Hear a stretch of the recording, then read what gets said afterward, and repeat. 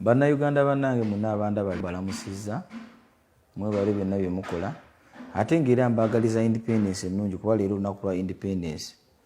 Ensonga endeese mu maaso gammwe leero tewali ndala naye abasinga muna mbadde mugoberera omusango gwange guno gwe nawaabira DTB ng'abasajja wano wammanga bakwata bilioni 12 ne bazijja ku akawunti yange mu bbanga lya myaka 10 naye nga tebalina buvunaanyizibwa oba konsent okuva erinzi obakkiriza okujjako sente ezo. Bajjako sente zange nnyingi naye nasalawo nenzidukira mu kkooti ng'omuntu yenna yenna omugunjufu waakola. Twabadde mu kkooti ebbanga eriwerako ne mudda kkooti yavuddeyo munna mwakitegedde nesalawo era amazima ne geeyoleka nti bakwate obuwumbi bwange 12 bajja ku akawunti babuzeeko bampe ne interest 8% ze biliyoni nga 9.5 nebalagira banzirize n'ebyapa byange. Naye nyina ekintu kyenzize mbagambye emabega gaabo najja ne mbagamba nti I call for banking reforms nti banka wano wammanga ekisookera ddala our banking industry is 90% dominated by foreign banks. Ekyokubiri they are very discriminative even in employment. Top management bonna babeera bagwira. Number 3 they are very discriminative. Abagwira banaye babawa ssente mangu nnyo okusinga ffe bannayuganda. Babawa ssente nnyingi ko nga bazisabye okumaliza projekiti zaabwe. Ffe batuwa obusente butono. In fact bimu ku bitulemesa okuzzaayo ssente zino bannayuganda abasinga.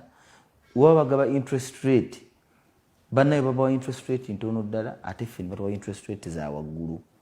Ne tusanga tusobola competing at the same rate n'abantu bano nga tukola emirimu gyaffe. Ne mbagamba n'ekirala nti kisuka bajja ne capital mutono. Bajja ne batulimba nti ba investor naye nga ddala mu butuufu si ba investor bana abantu banyunyuzi.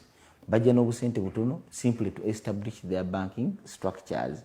Then sente zimuteekayo mu bannayuganda nga savings ne deposit zezifuuka kuwa capital wa sente ate zebatuwola. Sente zituteyo nga deposit ne saving ate zebatuwola zibawola abalala nga looni. Ate wammanga ne bajja nti bakola profit repatriation amagoba gonna ge bakoze ne bagasitwa ne bagatwala ne bagajja mu ggwanga. Ekintu ekyo kikyamu kyannaku naye ate ffenna tetutaddeeyo mwoyo okulaba nga tutwandisa embeera eno. For as long as we don't have economic independence eggwanga terigenda taking off. Abazungu bajja ne batuwa independence eyo tugicelebratinga naye nze ngamba batuwa byoya byanswa. Without economic independence omuntu olina gy'osobola genda maaso. Let it be at an individual level or international level. Chovola bano babeera batugejinga batugradinga okusinziira ku nnyingi zaayo ng'omuntu. Ne bagamba zino first world countries zino zigwa wano wakati zino developing zino third world. Kyekitukuumidde wansi. For as long as we don't have a grip on our economy tetusobola genda maaso ng'eggwanga. Guno omusango naguwabira banka emu which is Diamond Trust Bank. Nebo bayisizza judgment mu bbanga lya ssaawa in around 24 hours.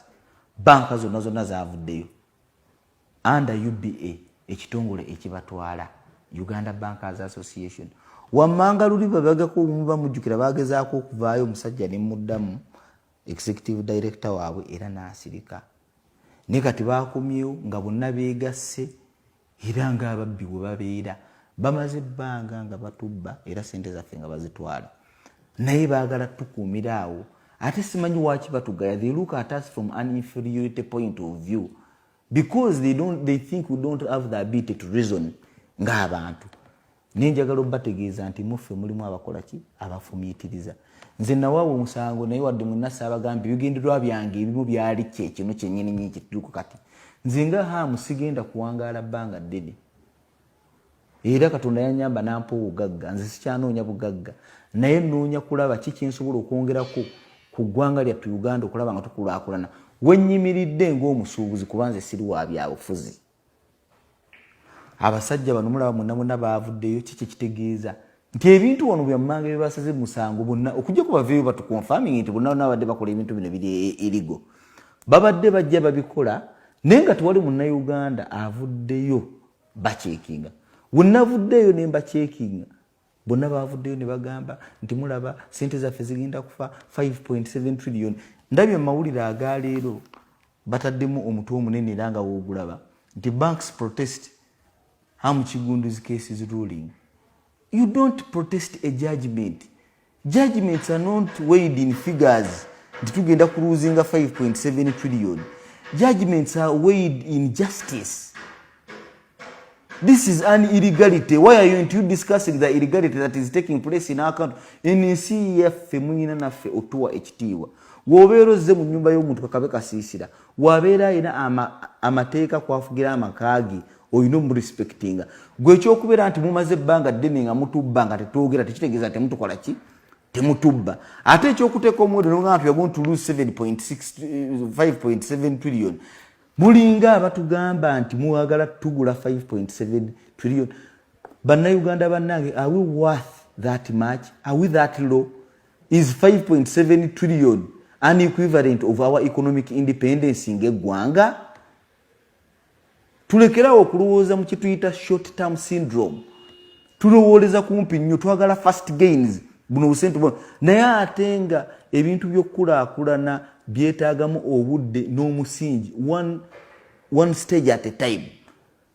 Kati abasajja bano bakyamu nnyo era nabakutteko mulaba nabavuddeyo, naye ekintu kino ekigenda mu maaso saagala bannayuganda bannange mukitwale layitire. Kino ekintu kyekitisa n'abantu. Muntu waba akubba n'akulaba ng'olabuse, omusango tegukyali ku Wamu Enterprises. Buno bu billion 12 si bwe nnyinamu interest okusinga nti ambaga bamwe billion 12 no. Tuyina okulaba nti securinga economic independence ku lw'abaana baffe, abazzukulu n'abalijja mu maaso. Ekiganye Uganda okukulaakulana ebbanga lyonna lyemazeewo butafumiitiriza bwaffe na butwewaayo as sacrifice okulaba nga tulwanira eggwanga lino okufuna omusingi kwe tusobola okunywerera ng'abantu. Abantu bano bakoze ebintu bingi, mwabalabye nga baddukira mu gavumenti naye nnyini batandise ogitiisa. This is impunity of the highest order. Mu article yaabwe aba UBA batuuse ne mu mbeera egamba nti judge yakoze what we call a reckless judgment. How can you? That is completely the concept of court. Era Uganda Law Society mbasuubira okuvaayo okulaba nga mukondeminga ekintu kino. Abantu bano mubaguleko emisango personally. Tebajja kujja wano tujooga ne bagamba nti ne bajjaje baffe bajja bayisaamu amaaso. Era nze nebaza nnyo ekitongole ekiramuzi kyalaze nti kikyayimiriddewo ku musingi gw'okulaba nga kituukiriza obwenkanya okusavinga eri bannayuganda. Tuyina elements of separation of powers. Tuyina judiciary, tuyina executive, tuyina legislature. Be bantu basatu abakola emikono esatu egya gavumenti. Abantu bano batuuse ne mu mbeera eddukira mu gavumenti ogitiisatiisa. Tino mbate muvuddeyo kwepronouncinga ku kintu kidu nti ruling nfu mujja kulaba ekiddako. Ne gavumenti yaffe gyebaza kuba nayo y'amaanyi yavuddeyo newandiika era nebaza nnyo Minister of Finance yabagambye nedda fenga gavumenti tulina obligation okusasula amabanja gaffe under the constitution article 160. Bino ebyamwe bye muliko ibyo byamwe, if something was taken to courts of law we can't intervene because it was to compromise the independence of the judiciary. Ensonga yemu bagikutte ne bagana ne bakankanga Bank of Uganda nti Bank of Uganda woba tokoze bwoti ne the Bank of Uganda yavuddeyo era negaba notice negana no katwetegereza ensonga zino. We shall work appropriately in line nga tumaze okutegeera ki ruling. N'olw'ensonga ne bazannyo gavumenti naye luno olutalo lwaffenna tuyimirire wamu nga bannayuganda tulabe nga tuyimirira mu mazima tulwanise ensonga eno tugikwate, otherwise without economic independence lino eggwanga terina gye liraga. Mbakubira mwenna obulanga muyitirize okufumiitiriza nga bannayuganda ate mwekkiririzeemu bano abasajja wano wammanga batujooze nnyo naye essaawa etuuse tuyimire ku magulu gaffe tubagambe enough is enough.